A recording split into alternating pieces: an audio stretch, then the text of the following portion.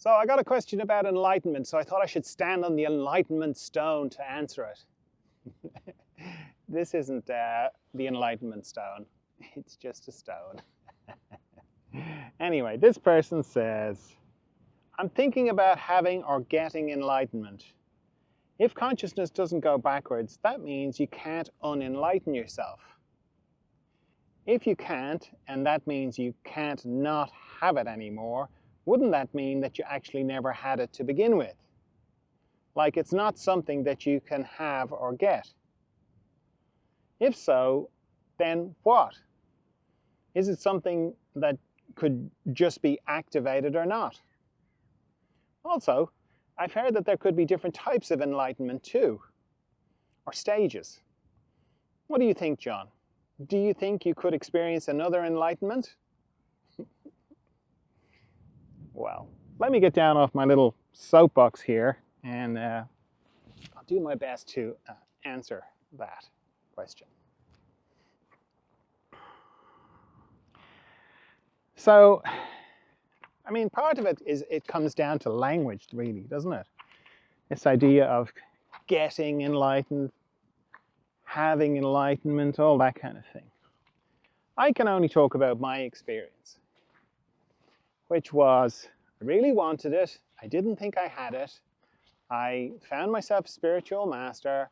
I hung around with him, hoping it would rub off on me.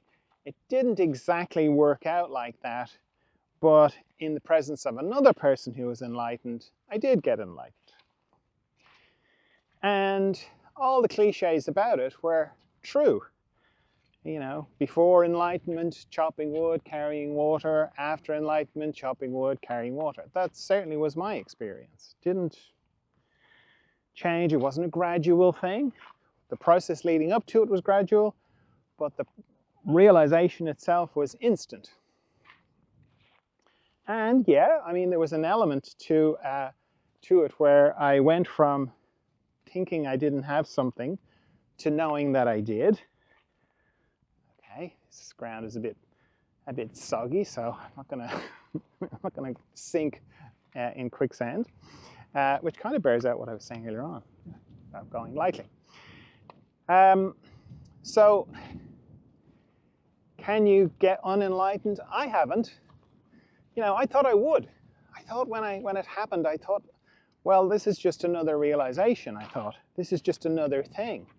It will change. It will. I'll forget it, like I do with most other things I've realized, or I'll absorb it. It'll just become part of the inner landscape. That didn't happen, because in the well, it's not 30 years, but what is it? It's 96, so it's coming up on, yeah, it's coming up on 30 years.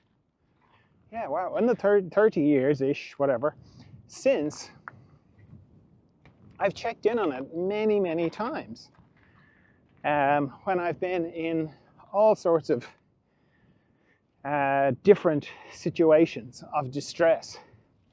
Because that was the other thing that was strange to me about getting enlightened. I thought it would be, I wouldn't be unhappy ever again. But that's not the case. Because for me, it felt like I was a sapling. I've used this analogy before, but it's very good. It felt like I was a sapling who didn't know they were a sapling and thought they should be an oak tree, instead of realizing what they were. And feeling like there was something wrong with me. And then kind of going, oh, I'm a sapling, so I've got growing to do, but I am exactly what I'm supposed to be. And in that, there's no flaw, no error, no nothing. So I continue to grow. I still have unconsciousness. I still have unconsciousness to this day, of course, that I'm continuing to process. So in various times of great distress when I was, dealing with that, my unconsciousness, I would check in, and in times of intense emotional pain, it was just there, solid as a rock. It didn't stop the pain, but I'd kind of go, am I still enlightened? How could I be enlightened when I feel this terrible But I still was. The realization didn't waver at all. It's been quite remarkable, because I'm sure like you, things change on the inside. I realize new things. It's always changing. But that never changed. And it hasn't changed. And I still check, of course. I don't check as much as I used to. And initially, God, I was checking all the time. But so it kind of it relates to the second part of the question about, are there stages to it? There hasn't been for me. And I'm pretty sure I won't have another enlightenment experience because I'm not looking for one. Like getting enlightened for me was the end of trying to get enlightened. And recognizing that, yeah, I've got unconsciousness. It continues on. I continue to process it. I think I probably will for the rest of my life because we all seem to be in the same boat. We all seem to be processing the unconsciousness that we've taken on to deal with in our lives. I think that'll continue. But I'm not looking for anything anymore. I was before I got enlightened. I was definitely looking for something. I wanted to get something to assuage this feeling of something wrong with me. I need something to stop me feeling like this. I need something to repair this flaw.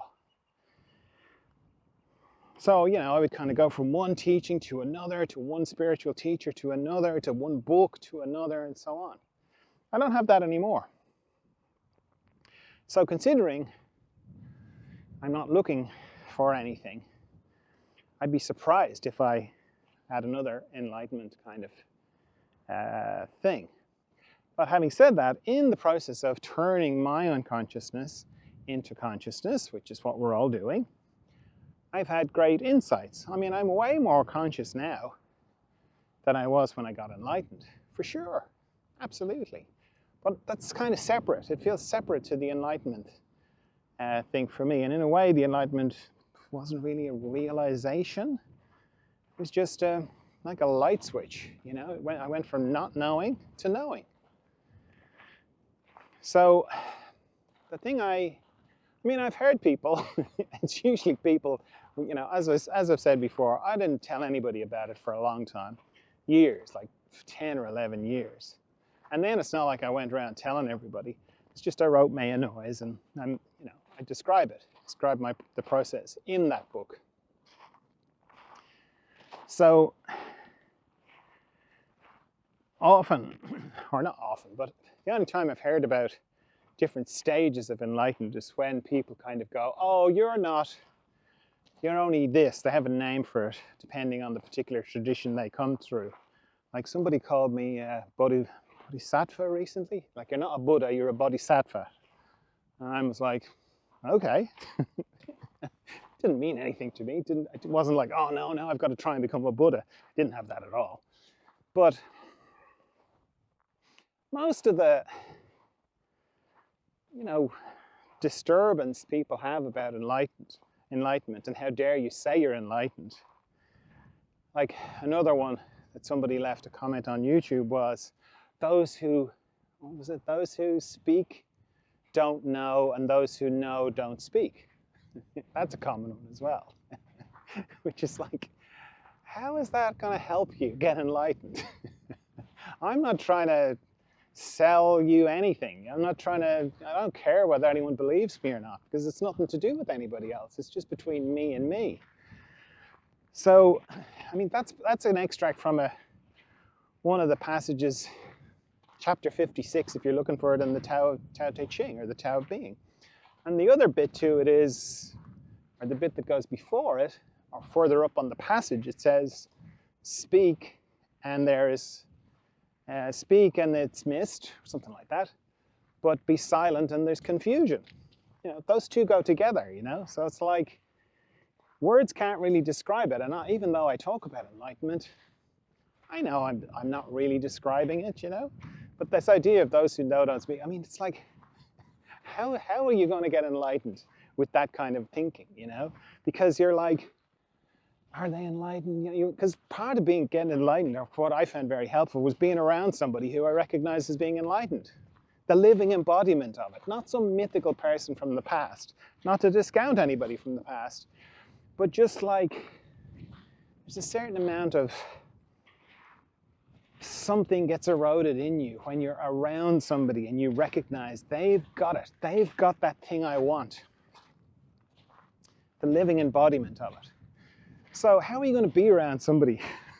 How are you going to do that? How are you going to find them? You're going to have to kind of go, I think they're enlightened. You have to rely on yourself. And like getting enlightened is a very, my experience anyway, very self-reliant kind of a thing.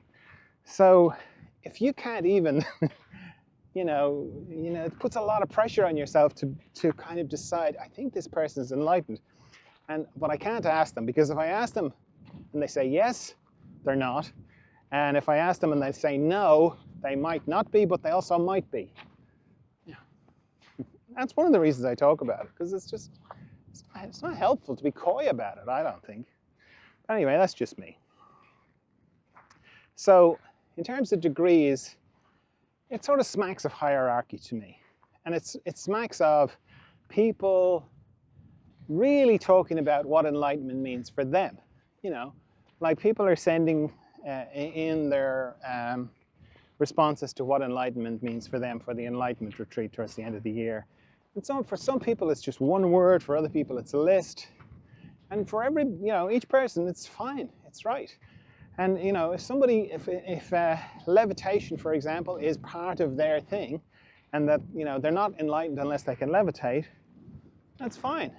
I don't know why they're coming to a retreat with me, because I can't levitate. But it's very personal to everybody. And rather than just going, okay, well I hear what you're saying, but you don't have what I want. That's fine. You find someone who does. I think everyone should just go and find the living embodiment of what you think enlightenment is, and just make it your life's purpose to just hang around with that person until you get it. Because being enlightened is great. So let's see, did I answer everything? Degrees, yes. Have it, don't have it. Yes, it is something I had the whole time, and it's almost like I remembered it, or I discovered I had it. It's like, discovering something in your pocket, like, oh, there it is, or my glasses are on the top of my head, or, that kind of thing. It's that. So yes, I did have it all the time, but it seems to be part of the process that you have to look for it. And it seems to be part of the process that we feel like we don't have it, and then we do have it. So that's where the whole getting and having, and I think that kind of language comes in.